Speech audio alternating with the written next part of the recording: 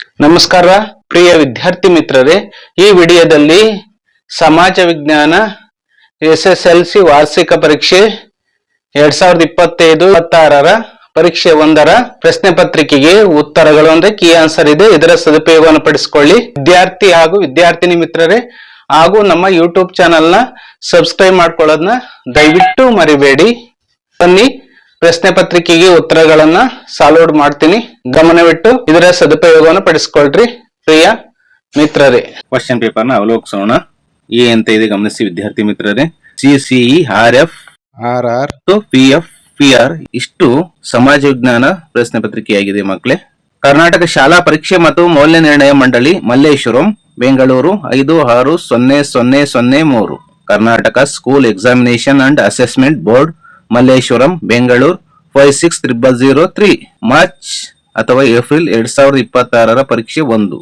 March April 2026 examination 1 ಸಮಾಜ ವಿಜ್ಞಾನ ವಿಷಯದ ಮಾದರಿ ಉತ್ತರಗಳು ಮಾಡೆಲ್ ಆನ್ಸರ್ಸ್. ಸಂಕೇತ ಸಂಖ್ಯೆ 85K, ಕೋಡ್ ನಂಬರ್ 85K. ವಿಷಯ ಸಮಾಜ ವಿಜ್ಞಾನ, ಸಬ್ಜೆಕ್ಟ್ ಸೋಷಿಯಲ್ ಸೈನ್ಸ್, ಕನ್ನಡ ಮಾಧ್ಯಮ ಕನ್ನಡ ಮೀಡಿಯಂ. ಶಾಲಾ ಅಭ್ಯರ್ಥಿ ಶಾಲಾ ಪುನರಾವರ್ತಿತ ಅಭ್ಯರ್ಥಿ, ಖಾಸಗಿ ಅಭ್ಯರ್ಥಿ ಖಾಸಗಿ ಪುನರಾವರ್ತಿತ ಅಭ್ಯರ್ಥಿ. ಇಂಗ್ಲಿಷಲ್ಲಿ regular fresh, regular repeater, private fresh, private repeaters. ಇಷ್ಟು ವಿದ್ಯಾರ್ಥಿಗಳಿಗೆ ಈ ಪ್ರಶ್ನೆ ಪತ್ರಿಕೆಯಾಗಿರುತ್ತದೆ. ಅದರ ಉತ್ತರಗಳನ್ನು ನಾವು ಅವಲೋಕಿಸೋಣ. ಅಂದ್ರೆ ಕೀ ಆನ್ಸರ್ನ ವಿವರಿಸ್ತೇನೆ.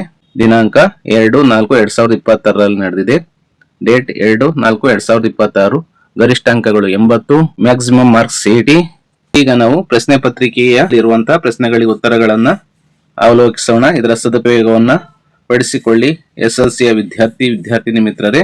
ಪ್ರಶ್ನೆ ಸಂಖ್ಯೆ ಪ್ರಶ್ನೆಯಾನುಸಾರ ಮೌಲ್ಯಮಾಪನ ಅಂದ್ರೆ ಕ್ವಶನ್ಗೆ ಆನ್ಸರ್ ಇಲ್ಲಿ ಅಂಕಗಳು ಇಲ್ಲಿ ಇರ್ತದೆ. ನಾನೀಗ ಪ್ರಶ್ನೆಗಳಿಗೆ ಉತ್ತರಗಳನ್ನ ವಿವರಿಸಿಕೊಂಡು ಹೋಗ್ತಾ ಇರ್ತೀನಿ. ವಾಚ್ ಮಾಡಿ ಡಿಯರ್ ಸ್ಟೂಡೆಂಟ್ಸ್. ಮೇನ್ ಬಹು ಆಯ್ಕೆ ಪ್ರಶ್ನೆ ಅಂದ್ರೆ MCQ ಅಂತೀವಲ್ಲ ಅದು. ಕ್ರಮಾಕ್ಷರದೊಂದಿಗಿನ ಪ್ರತಿ ಸರಿ ಉತ್ತರಕ್ಕೆ 1 ಅಂಕ ಅಂದ್ರೆ 8 ಪ್ರಶ್ನೆಗಳು 1 ಅಂಕ ಈಕ್ವಲ್ಸ್ 8 ಅಂಕಗಳು. ಇಲ್ಲಿ ಅಂಕಗಳಿರ್ತವೆ, ನೀವೇ ಗಮನಿಸಿ, ನಾನು ಅಂಕಗಳನ್ನ ಹೇಳಲ್ಲ. ಫಸ್ಟ್ ಕ್ವಶನ್, ಕಾಯಂ ಜಮೀನ್ದಾರಿ ಪದ್ಧತಿಯನ್ನು ಜಾರಿಗೆ ತಂದ ಗವರ್ನರ್ ಜನರಲ್. ಆಯ್ಕೆಗಳಿದ್ದಾವೆ ಗಮನಿಸಿ. A William Bentinck, B Cornwallis, C RM Bird, D Alexander Reed. ಇದಕ್ಕೆ ಸರಿಯಾದ ಉತ್ತರ ಆಯ್ಕೆ ಬಿ ಕಾರ್ನ್ ವಾಲಿಸ್. ಪ್ರಶ್ನೆ ಸಂಖ್ಯೆ 2, 1942ರ ಸ್ಟಾಲಿನ್ ಗ್ರಾಡ್ ಯುದ್ಧದಲ್ಲಿ ಜರ್ಮನ್ ಪಡೆಗಳನ್ನು ಸೋಲಿಸಿದ ದೇಶ. ಆಪ್ಷನ್ಸ್ಗಳು A Britain, B France, C Russia, D America ಸಂಯುಕ್ತ ಸಂಸ್ಥಾನ. ಇದಕ್ಕೆ ಸರಿಯಾದ ಉತ್ತರ ಆಯ್ಕೆ ಸಿ ರಷ್ಯಾ. 3ನೇ ಕ್ವಶನ್, ದಕ್ಷಿಣ ಏಷ್ಯಾ ಪ್ರಾದೇಶಿಕ ಸಹಕಾರ ಸಂಘ ಅಂದ್ರೆ ಸಾರ್ಕ್ ಮುಖ್ಯ ಕಚೇರಿ ಇರುವುದು. ಆಯ್ಕೆಗಳು ಎ ದೆಹಲಿಯಲ್ಲಿ, ಬಿ ಜಿನೀವಾದಲ್ಲಿ, ಸಿ ನ್ಯೂಯಾರ್ಕ್ನಲ್ಲಿ, ಡಿ ಕಠ್ಮಂಡುವಿನಲ್ಲಿ. ಈ ಪ್ರಶ್ನೆಗೆ ಸರಿಯಾದ ಉತ್ತರ ಆಯ್ಕೆ ಡಿ ಕಠ್ಮಂಡುವಿನಲ್ಲಿ. 4ನೇ ಪ್ರಶ್ನೆ, ಕರ್ನಾಟಕದಲ್ಲಿ ಜೀತ ಪದ್ಧತಿಯನ್ನು ರದ್ದುಗೊಳಿಸಿದವರು. ಆಪ್ಷನ್ಸ್ ಆಯ್ಕೆ ಎ ಪ್ರೊಫೆಸರ್ MD ನಂಜುಂಡಸ್ವಾಮಿ, ಆಯ್ಕೆ ಬಿ ಡಿ ದೇವರಾಜ ಅರಸು, ಆಯ್ಕೆ ಸಿ ಡಾಕ್ಟರ್ ಶಿವರಾಮ್ ಕಾರಂತ, ಆಯ್ಕೆ ಡಿ ಬಾಬಾ ಹಾಮ್ಟೆ. ಇದಕ್ಕೆ ಸರಿಯಾದ ಉತ್ತರ ಆಯ್ಕೆ ಬಿ ಡಿ ದೇವರಾಜ ಅರಸು. 5ನೇ ಪ್ರಶ್ನೆ, ಭಾರತದ ಪ್ರಾದೇಶಿಕ ಮತ್ತು ಸ್ವತಂತ್ರ GPS ವ್ಯವಸ್ಥೆಯ ಹೆಸರು. Options A NavIC, B arc info, C AutoCAD, D map info. ಇದಕ್ಕೆ ಸರಿಯಾದ ಉತ್ತರ ಆಯ್ಕೆ ಎ ನಾವಿಕ್. 6ನೇ ಪ್ರಶ್ನೆ, ಮುಂಬೈಯನ್ನು ಭಾರತದ ಮ್ಯಾಂಚೆಸ್ಟರ್ ಎಂದು ಕರೆಯಲಾಗುತ್ತದೆ ಏಕೆಂದರೆ. ಆಯ್ಕೆಗಳು ಎ ಇಲ್ಲಿ ಹೆಚ್ಚು ಕಾಗದದ ಕೈಗಾರಿಕೆಗಳಿವೆ, ಬಿ ಇಲ್ಲಿ ಹೆಚ್ಚು ಸಕ್ಕರೆ ಕೈಗಾರಿಕೆಗಳಿವೆ, ಸಿ ಇಲ್ಲಿ ಹೆಚ್ಚು ಅಲ್ಯೂಮಿನಿಯಂ ಕೈಗಾರಿಕೆಗಳಿವೆ, ಡಿ ಇಲ್ಲಿ ಹೆಚ್ಚು ಹತ್ತಿ ಬಟ್ಟೆ ಕೈಗಾರಿಕೆಗಳಿವೆ. ಇದಕ್ಕೆ ಸರಿಯಾದ ಉತ್ತರ ಆಯ್ಕೆ ಡಿ ಇಲ್ಲಿ ಹೆಚ್ಚು ಹತ್ತಿ ಬಟ್ಟೆ ಕೈಗಾರಿಕೆಗಳಿವೆ. ಪ್ರಶ್ನೆ ಸಂಖ್ಯೆ 7, ಪ್ರತ್ಯಕ್ಷ ತೆರಿಗೆಗೆ ಉದಾಹರಣೆ. ಆಪ್ಷನ್ಸ್ ಎ ಸರಕು ಮತ್ತು ಸೇವಾ ತೆರಿಗೆ, ಬಿ ವಿದೇಶಿ ಪ್ರವಾಸಿಗರ ಮೇಲಿನ ತೆರಿಗೆ, ಸಿ ಕಂಪನಿ ತೆರಿಗೆ, ಡಿ ಆಮದು ರಫ್ತು ಸುಂಕಗಳು. ಉತ್ತರ ಆಯ್ಕೆ ಸಿ ಕಂಪನಿ ತೆರಿಗೆ. ಪ್ರಶ್ನೆ 8, ರಾಜು ಒಬ್ಬ ವಿದ್ಯಾರ್ಥಿಯಾಗಿದ್ದು ಆತನು ಬ್ಯಾಂಕಿನಲ್ಲಿ ಒಂದು ಖಾತೆಯನ್ನು ತೆರೆಯಲು ಬಯಸಿದ್ದಾನೆ. ಆತನಿಗೆ ಸೂಕ್ತವಾದ ಬ್ಯಾಂಕ್ ಖಾತೆ ಎಂದರೆ. ಆಯ್ಕೆಗಳು ಎ ಉಳಿತಾಯ ಖಾತೆ, ಬಿ ಚಾಲ್ತಿ ಖಾತೆ, ಸಿ ಆವರ್ತ ಠೇವಣಿ ಖಾತೆ, ಡಿ ನಿಶ್ಚಿತ ಠೇವಣಿ ಖಾತೆ. ಈ ಪ್ರಶ್ನೆಗೆ ಸರಿಯಾದ ಉತ್ತರ ಆಯ್ಕೆ ಎ ಉಳಿತಾಯ ಖಾತೆ. ಸೆಕೆಂಡ್ ಮೇನ್, ಒಂದೊಂದು ವಾಕ್ಯದಲ್ಲಿ ಉತ್ತರಿಸುವುದು. ಒಂದೇ ವಾಕ್ಯದ ಪ್ರಶ್ನೆಗಳಿಗೆ ಉತ್ತರ. 8 ಪ್ರಶ್ನೆಗಳಿರ್ತವೆ, 1 ಅಂಕ ಈಕ್ವಲ್ಸ್ 8 ಅಂಕಗಳಿರ್ತವೆ. ನೋಡಿ ಇಲ್ಲಿ 8 ಆಗಿದೆ. ಇಲ್ಲಿ ಸೆಕೆಂಡ್ ಮೇನ್ ಅಲ್ಲಿ 9ನೇ ಪ್ರಶ್ನೆ ಕಂಟಿನ್ಯೂ ಆಗಿರ್ತದೆ. ಎಲ್ಲಾ ಮೇನ್ಗಳಲ್ಲೂ ಸಹ ಇದೇ ಇರ್ತದೆ, ಕನ್ಫ್ಯೂಸ್ ಮಾಡ್ಕೋಬೇಡಿ ವಿದ್ಯಾರ್ಥಿನಿ ಮಿತ್ರರೇ. 9ನೇ ಪ್ರಶ್ನೆ, ಮೈಸೂರು ಸಿವಿಲ್ ಸರ್ವಿಸ್ ಪರೀಕ್ಷೆಗಳನ್ನು ಪ್ರಾರಂಭಿಸಿದವರು ಯಾರು. ಉತ್ತರ ಕೆ ಶೇಷಾದ್ರಿ ಅಯ್ಯರ್. 10ನೇ ಪ್ರಶ್ನೆ, ಎರಡನೇ ಮಹಾಯುದ್ಧವು ಶೀತಲ ಸಮರಕ್ಕೆ ನಾಂದಿ ಆಯಿತು ಹೇಗೆ? ಉತ್ತರ ಫಸ್ಟ್ ಪಾಯಿಂಟ್, ಎರಡನೇ ಮಹಾಯುದ್ಧದ ನಂತರ ಸೋವಿಯತ್ ರಷ್ಯಾ ಮತ್ತು ಅಮೆರಿಕ ಪರಸ್ಪರ ವಿರೋಧಿಯಾದ ಶಕ್ತಿಶಾಲಿ ರಾಷ್ಟ್ರಗಳಾದವು. ಸೆಕೆಂಡ್ ಪಾಯಿಂಟ್, ಅಮೆರಿಕ ಸಂಯುಕ್ತ ಸಂಸ್ಥಾನ ಮತ್ತು ಸೋವಿಯತ್ ರಷ್ಯಾದ ನೇತೃತ್ವದಲ್ಲಿ ಎರಡು ಶಕ್ತಿ ಬಣಗಳು ರೂಪುಗೊಂಡವು. ಇಲ್ಲಿ ಯಾವ್ದಾದ್ರು ಒಂದು ಅಂಶ ಅಂದ್ರೆ ಪಾಯಿಂಟ್ ಅನ್ನ ನೀವು ಈ ಪ್ರಶ್ನೆಗೆ ಉತ್ತರವನ್ನು ಬರೀಬೇಕಾಗ್ತದೆ ಮಕ್ಕಳೇ. ವಾರ್ಷಿಕ ಪರೀಕ್ಷೆ ಅಂದ್ರೆ ಪಬ್ಲಿಕ್ ಪರೀಕ್ಷೆಯಲ್ಲಿ ಸಮಾಜ ವಿಜ್ಞಾನದಲ್ಲಿ ಅಂದ್ರೆ ಸೋಷಿಯಲ್ ಸೈನ್ಸ್ ಅಲ್ಲಿ ನೀವು ಪಾಯಿಂಟ್ ವೈಸ್ ಉತ್ತರಗಳನ್ನ ಬರೆದ್ರೆ ಅತಿ ಹೆಚ್ಚು ಅಂಕಗಳು ಔಟ್ ಆಫ್ ಔಟ್ ಮಾರ್ಕ್ಸ್ ಬರ್ತವೆ. ಆ ಪ್ರಶ್ನೆಗೆ ಸಮರ್ಪಕವಾದ ಉತ್ತರವನ್ನು ನೀವು ಬರೀಬೇಕಾಗ್ತದೆ. 11ನೇ ಪ್ರಶ್ನೆ, ದತ್ತಿ ಸಮಿತಿಯನ್ನು ಸ್ಥಾಪಿಸಲು ಕಾರಣವೇನು? ಉತ್ತರ, ವಸಾಹತುಶಾಹಿತ್ವಕ್ಕೆ ಒಳಪಟ್ಟಿದ್ದ ಪ್ರದೇಶಗಳು ಸಾರ್ವಭೌಮ ರಾಷ್ಟ್ರಗಳಾಗಿ ಉದಯಿಸುತ್ತಿದ್ದ ಕಾಲಾವಧಿಯಲ್ಲಿ ಈ ಪ್ರದೇಶಗಳ ಮೇಲುಸ್ತುವಾರಿ ಮಾಡಲು. ಪ್ರಶ್ನೆ ಸಂಖ್ಯೆ 12, ಎಂಆರ್ಪಿಎಲ್ ವಿರೋಧಿ ಚಳವಳಿಯನ್ನು ಏಕೆ ಹಮ್ಮಿಕೊಳ್ಳಲಾಯಿತು? ಉತ್ತರ, ಇಲ್ಲಿ ಉತ್ತರದಲ್ಲಿ 2 ಪಾಯಿಂಟ್ಗಳಿದಾವೆ, ಯಾವ್ದಾದ್ರು ಒಂದನ್ನು ನೀವು ಬರೀರಿ. ಫಸ್ಟ್ ಪಾಯಿಂಟ್, ತೈಲ ಕಾರ್ಯಾಗಾರದಿಂದ ಹೊರಬರುವ ರಾಸಾಯನಿಕ ಅಂಶಗಳಿಂದ ಪರಿಸರ ನಾಶವಾಗುತ್ತದೆ ಎಂಬ ಕಾರಣದಿಂದ. ಅಥವಾ ಇನ್ನೊಂದು ಪಾಯಿಂಟ್ ಇದೆ ನೋಡಿ, ಪರಿಸರವನ್ನು ರಕ್ಷಿಸಲು. ಈ 2 ಪಾಯಿಂಟ್ಗಳಲ್ಲಿ ಯಾವ್ದಾದ್ರು ಒಂದನ್ನ ನೀವು ಬರೀರಿ. 13ನೇ ಪ್ರಶ್ನೆ, ಬೇಸಿಗೆಯಲ್ಲಿ ಉತ್ತರ ಭಾರತಕ್ಕಿಂತ ದಕ್ಷಿಣ ಭಾರತದಲ್ಲಿ ಉಷ್ಣಾಂಶ ಕಡಿಮೆ ಇರುತ್ತದೆ ಏಕೆ? ಉತ್ತರ, ಇಲ್ಲಿ 2 ಪಾಯಿಂಟ್ ಇದೆ, ಯಾವ್ದಾದ್ರು ಒಂದನ್ನು ಬರೀರಿ. ದಕ್ಷಿಣ ಭಾರತವು 3 ಕಡೆಗಳಲ್ಲಿ ಸಾಗರಗಳಿಂದ ಆವೃತವಾಗಿರುವುದರಿಂದ. ಅಥವಾ ಇನ್ನೊಂದು ಪಾಯಿಂಟ್ ಇದೆ ನೋಡಿ, ಉತ್ತರ ಭಾರತವು ಸಮುದ್ರಕ್ಕೆ ದೂರವಾಗಿದೆ. ಯಾವ್ದಾದ್ರು ಒಂದು ಪಾಯಿಂಟ್ ನೀವು ಬರೀರಿ. 14ನೇ ಪ್ರಶ್ನೆ, ಸುವರ್ಣ ಗ್ರಾಮೋದಯ ಯೋಜನೆಯನ್ನು ಏಕೆ ಜಾರಿಗೆ ತರಲಾಗಿದೆ? ಉತ್ತರ, ಗ್ರಾಮಗಳಲ್ಲಿನ ಮೂಲಭೂತ ಸೌಕರ್ಯಗಳನ್ನು ಬಲಪಡಿಸಲು. 15ನೇ ಪ್ರಶ್ನೆ, ಭಾರತದಲ್ಲಿ ಜಿಲ್ಲಾ ಕೈಗಾರಿಕಾ ಕೇಂದ್ರಗಳನ್ನು ಯಾವ ವರ್ಷದಲ್ಲಿ ಸ್ಥಾಪಿಸಲಾಯಿತು? ಉತ್ತರ, 1978. 16ನೇ ಪ್ರಶ್ನೆ, ಭಾರತ ಸಂವಿಧಾನದ 17ನೇ ವಿಧಿಯ ಮಹತ್ವವೇನು? ಉತ್ತರ, ಇದು ಅಸ್ಪೃಶ್ಯತಾ ಆಚರಣೆಯನ್ನು ನಿಷೇಧಿಸುತ್ತದೆ. ಥರ್ಡ್ ಮೇನ್, 2 ರಿಂದ 4 ವಾಕ್ಯಗಳಲ್ಲಿ ಉತ್ತರಿಸುವುದು ಅಂದ್ರೆ ಈ ಕೆಳಗಿನ ಪ್ರಶ್ನೆಗಳಿಗೆ 2 ಅಥವಾ 4 ವಾಕ್ಯಗಳಲ್ಲಿ ಉತ್ತರ ಬರೀರಿ ಅಂತ ಇರ್ತದಲ್ಲ, ಆ ಪ್ರಶ್ನೆಗಳು ಇವು. 8 ಪ್ರಶ್ನೆಗಳು, 2 ಅಂಕಗಳು, ಒಟ್ಟು 16 ಅಂಕಗಳಿರ್ತವೆ. 17ನೇ ಪ್ರಶ್ನೆ, ಕೇಂದ್ರ ಲೋಕಸೇವಾ ಆಯೋಗದ ರಚನೆಯನ್ನು ವಿವರಿಸಿ ಅಥವಾ ಅಂತಾರಾಷ್ಟ್ರೀಯ ಕಾರ್ಮಿಕ ಸಂಘದ ರಚನೆಯನ್ನು ವಿವರಿಸಿ. ಇವೆರಡು ಪ್ರಶ್ನೆಗಳಿರ್ತವೆ, ನೀವು ಯಾವ್ದಾದ್ರು ಒಂದು ಪ್ರಶ್ನೆಗೆ ಉತ್ತರವನ್ನು ಬರೆಯಿರಿ ಪರೀಕ್ಷೆಯಲ್ಲಿ. ಮೊದಲಿಗೆ 17ನೇ ಪ್ರಶ್ನೆಯಲ್ಲಿ ಕೇಂದ್ರ ಲೋಕಸೇವಾ ಆಯೋಗದ ರಚನೆಯನ್ನು ವಿವರಿಸಿ. ಈ ಪ್ರಶ್ನೆಗೆ ಉತ್ತರವನ್ನು ತಿಳಿದುಕೊಳ್ಳೋಣ. ಫಸ್ಟ್ ಪಾಯಿಂಟ್, ಸಂವಿಧಾನದ ವಿಧಿ 35ರ ಅಡಿ ಸ್ಥಾಪನೆ. ಸೆಕೆಂಡ್ ಪಾಯಿಂಟ್, ಒಬ್ಬರು ಅಧ್ಯಕ್ಷರು 10 ಜನ ಸದಸ್ಯರು. ಥರ್ಡ್ ಪಾಯಿಂಟ್, ರಾಷ್ಟ್ರಾಧ್ಯಕ್ಷರಿಂದ ನೇಮಕ. ಫೋರ್ತ್ ಪಾಯಿಂಟ್, 6 ವರ್ಷ ಅಥವಾ 65 ವರ್ಷಗಳ ವಯೋಮಾನ ಯಾವುದು ಮೊದಲು, ಸದಸ್ಯತ್ವ ಅಂತ್ಯ. ಫಿಫ್ತ್ ಪಾಯಿಂಟ್, ಕೇಂದ್ರ ಕಚೇರಿ ನವದೆಹಲಿ. 6 ಪಾಯಿಂಟ್ ಇದೆ, ಯಾವ್ದಾದ್ರು 4 ಪಾಯಿಂಟ್ಗಳನ್ನು ಬರೀರಿ. 4 ಪಾಯಿಂಟ್ಗಳಲ್ಲಿ ಅರ್ಧ ಮಾರ್ಕ್ಸ್ ನಂತೆ 2 ಅಂಕಗಳು ಬರ್ತವೆ. 17ನೇ ಪ್ರಶ್ನೆಯಲ್ಲಿ ಇನ್ನೊಂದು ಪ್ರಶ್ನೆ ಇದೆ, ನೋಡೋಣ. ಅಂತಾರಾಷ್ಟ್ರೀಯ ಕಾರ್ಮಿಕ ಸಂಘದ ರಚನೆಯನ್ನು ವಿವರಿಸಿ. ಉತ್ತರವನ್ನು ತಿಳಿದುಕೊಳ್ಳೋಣ. ಉತ್ತರ, ಫಸ್ಟ್ ಪಾಯಿಂಟ್, ವಿಶ್ವಸಂಸ್ಥೆಯ ಆಶ್ರಯದ ವಿಶೇಷ ಘಟಕ. ಸೆಕೆಂಡ್ ಪಾಯಿಂಟ್, ಪ್ರತಿ ಸದಸ್ಯ ರಾಷ್ಟ್ರ 2 ಪ್ರತಿನಿಧಿ. ಥರ್ಡ್ ಪಾಯಿಂಟ್, ಒಬ್ಬರು ಕಾರ್ಮಿಕ ಪ್ರತಿನಿಧಿ. ಫೋರ್ತ್ ಪಾಯಿಂಟ್, ಒಬ್ಬರು ಆಡಳಿತ ನಡೆಸುವವರ ಪ್ರತಿನಿಧಿ. ಫಿಫ್ತ್ ಪಾಯಿಂಟ್, ಕೇಂದ್ರ ಕಚೇರಿ ಜಿನೇವಾ. ಯಾವ್ದಾದ್ರು 4 ಪಾಯಿಂಟ್ಗಳನ್ನು ಬರೀರಿ. 18ನೇ ಪ್ರಶ್ನೆ, ವರದಕ್ಷಿಣೆಯು ಸಮಾಜದಲ್ಲಿ ಲಿಂಗ ಅಸಮಾನತೆಯನ್ನು ಉಂಟು ಮಾಡುತ್ತದೆ ಸಮರ್ಥಿಸಿ. ಅಥವಾ ಇನ್ನೊಂದು ಪ್ರಶ್ನೆ ಇದೆ, ಗಮನಿಸಿ. ತಾರತಮ್ಯದಿಂದ ರೂಪುಗೊಂಡ ಪೂರ್ವಾಗ್ರಹವು ಋಣಾತ್ಮಕ ಭಾವನೆಗಳಿಗೆ ಕಾರಣವಾಗುತ್ತದೆ ಸಮರ್ಥಿಸಿ. ನಾವು ಈಗ ಮಕ್ಕಳೇ ಮೊದಲಿಗೆ 18ನೇ ಪ್ರಶ್ನೆಯಲ್ಲಿ ವರದಕ್ಷಿಣೆಯು ಸಮಾಜದ ಲಿಂಗ ಅಸಮಾನತೆಯನ್ನು ಉಂಟು ಮಾಡುತ್ತದೆ ಸಮರ್ಥಿಸಿ. ಇದಕ್ಕೆ ಉತ್ತರ, ಫಸ್ಟ್ ಪಾಯಿಂಟ್, ಸ್ತ್ರೀಯರ ಸ್ಥಾನಮಾನವನ್ನು ಕುಗ್ಗಿಸುತ್ತದೆ. ಸೆಕೆಂಡ್ ಪಾಯಿಂಟ್, ಸ್ತ್ರೀಯರ ಸ್ವಾಭಿಮಾನ ಮತ್ತು ಗೌರವವನ್ನು ಕುಗ್ಗಿಸುತ್ತದೆ. ಥರ್ಡ್ ಪಾಯಿಂಟ್, ಸ್ತ್ರೀ ಪುರುಷರ ನಡುವೆ ಒಡಕು. ಫೋರ್ತ್ ಪಾಯಿಂಟ್, ಅನೈತಿಕತೆ ಮತ್ತು ಕ್ರೌರ್ಯ ಹೆಚ್ಚಳ. ಫಿಫ್ತ್ ಪಾಯಿಂಟ್, ಕೌಟುಂಬಿಕ ಸಂಬಂಧಗಳು ಹಾಳಾಗುತ್ತವೆ. ಸಿಕ್ಸ್ ಪಾಯಿಂಟ್, ಮೋಸದ ವಿವಾಹಗಳು. 7th ಪಾಯಿಂಟ್, ಹೆಣ್ಣು ಭ್ರೂಣ ಹತ್ಯೆ. 8th ಪಾಯಿಂಟ್, ಹೆಣ್ಣು ಶಿಶು ಹತ್ಯೆ. 9th ಪಾಯಿಂಟ್, ವಿವಾಹ ವಿಚ್ಛೇದನ ಹೆಚ್ಚಳ. ಯಾವ್ದಾದ್ರು 4 ಪಾಯಿಂಟ್ಗಳನ್ನು ಬರೀರಿ. 8ನೇ ಪ್ರಶ್ನೆಯಲ್ಲಿ ಇನ್ನೊಂದು ಪ್ರಶ್ನೆ ಇದೆ, ಗಮನಿಸಿ. ತಾರತಮ್ಯದಿಂದ ರೂಪುಗೊಂಡ ಪೂರ್ವಾಗ್ರಹವು ಋಣಾತ್ಮಕ ಭಾವನೆಗಳಿಗೆ ಕಾರಣವಾಗುತ್ತದೆ ಸಮರ್ಥಿಸಿ. ಈ ಪ್ರಶ್ನೆಗೆ ಉತ್ತರವನ್ನು ತಿಳಿದುಕೊಳ್ಳೋಣ ಡಿಯರ್ ಸ್ಟೂಡೆಂಟ್ಸ್. ಫಸ್ಟ್ ಪಾಯಿಂಟ್, ಅಸಹನೆ. ಸೆಕೆಂಡ್ ಪಾಯಿಂಟ್, ತಿರಸ್ಕಾರ. ಥರ್ಡ್ ಪಾಯಿಂಟ್, ಗೌರವ. ಫೋರ್ತ್ ಪಾಯಿಂಟ್, ದ್ವೇಷ ಭಾವನೆಗಳು ಉಂಟಾಗುತ್ತವೆ. ಫಿಫ್ತ್ ಪಾಯಿಂಟ್, ಸಾಮಾಜಿಕ ಅಂತರ ಹೆಚ್ಚಳ. 6th ಪಾಯಿಂಟ್, ಸಾಮಾಜಿಕ ಸಂಘರ್ಷಕ್ಕೆ ಕಾರಣ. ಯಾವ್ದಾದ್ರು 4 ಪಾಯಿಂಟ್ಗಳನ್ನು ಬರೀರಿ.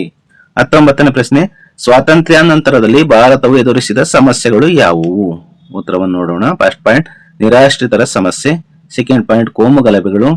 ಥರ್ಡ್ ಪಾಯಿಂಟ್, ಸರ್ಕಾರದ ರಚನೆ. ಫೋರ್ತ್ ಪಾಯಿಂಟ್, ದೇಶೀಯ ಸಂಸ್ಥಾನಗಳ ವಿಲೀನೀಕರಣ. ಫಿಫ್ತ್ ಪಾಯಿಂಟ್, ಆಹಾರದ ಉತ್ಪಾದನೆ. 6th ಪಾಯಿಂಟ್, ಕೃಷಿ ಬೆಳವಣಿಗೆ. 7th ಪಾಯಿಂಟ್, ಕೈಗಾರಿಕಾ ಬೆಳವಣಿಗೆ. 8th ಪಾಯಿಂಟ್, ಕೋಮುವಾದ. 9th ಪಾಯಿಂಟ್, ಪ್ರಾದೇಶಿಕವಾದ. 10th ಪಾಯಿಂಟ್, ಅನಕ್ಷರತೆ. 11th ಪಾಯಿಂಟ್, ಬಡತನ. 12th ಪಾಯಿಂಟ್, ಭ್ರಷ್ಟಾಚಾರ. 13th ಪಾಯಿಂಟ್, ಲಿಂಗ ತಾರತಮ್ಯ. 14th ಪಾಯಿಂಟ್, ಜನಸಂಖ್ಯಾ ಸ್ಫೋಟ. 15th point, ಲಾಭಕೋರತನ. 16th ಪಾಯಿಂಟ್, ಕಳ್ಳ ಸಾಗಾಣಿಕೆ. 17th ಪಾಯಿಂಟ್, ಆರ್ಥಿಕ ಅಸಮಾನತೆ. ಯಾವ್ದಾದ್ರು 4 ಪಾಯಿಂಟ್ಗಳನ್ನು ನೀವು ಬರೀರಿ. 20ನೇ ಪ್ರಶ್ನೆ, ದತ್ತು ಮಕ್ಕಳಿಗೆ ಹಕ್ಕಿಲ್ಲ ನೀತಿಯು ಭಾರತದಲ್ಲಿ ಬ್ರಿಟಿಷ್ ಅಧಿಕಾರದ ವಿಸ್ತರಣೆಗೆ ಸಹಾಯಕವಾಯಿತು, ಸಮರ್ಥಿಸಿ. ಉತ್ತರ ಫಸ್ಟ್ ಪಾಯಿಂಟ್, ಯಾರೇ ಒಬ್ಬ ಭಾರತೀಯ ರಾಜನು ಮಕ್ಕಳಿಲ್ಲದೆ ಮೃತನಾದರೆ ಅವನ ದತ್ತುಪುತ್ರನಿಗೆ ಉತ್ತರಾಧಿಕಾರದ ಹಕ್ಕಿರಲಿಲ್ಲ. ಸೆಕೆಂಡ್ ಪಾಯಿಂಟ್, ಅಂತಹ ರಾಜ್ಯಗಳನ್ನು ಬ್ರಿಟಿಷ್ ಸಾಮ್ರಾಜ್ಯದಲ್ಲಿ ಸೇರಿಸಿಕೊಳ್ಳಲಾಗುತ್ತಿತ್ತು. ಥರ್ಡ್ ಪಾಯಿಂಟ್, ಸತಾರಾ, ನಾಗಪುರ, ಜೈಪುರ್, ಸಂಬಲ್ಪುರ್, ಉದಯಪುರ್, ಝಾನ್ಸಿ ಬ್ರಿಟಿಷರ ವಶವಾದವು. ಫಿಫ್ತ್ ಪಾಯಿಂಟ್, ಡಾಲ್ಹೌಸಿಯು ತನ್ನ ವಿಸ್ತರಣಾ ನೀತಿಯನ್ನು ಇದರ ಮೂಲಕ ಸಾಧಿಸಿದನು.